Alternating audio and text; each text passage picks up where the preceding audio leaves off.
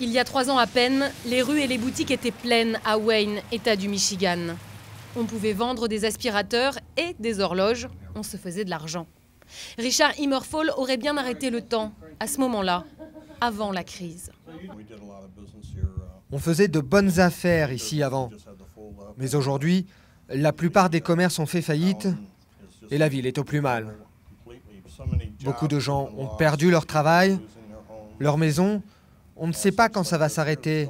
Et ça, c'est vraiment pas bon pour les affaires.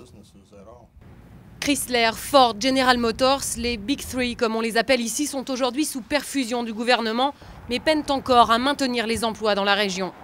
Une situation qui exaspère de plus en plus les petits commerçants de Wayne, au bord du dépôt de bilan.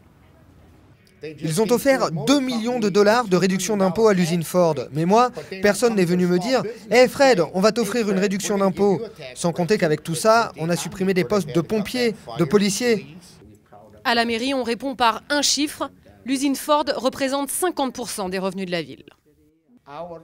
Notre conseil municipal a toujours été un bon partenaire de l'usine Ford.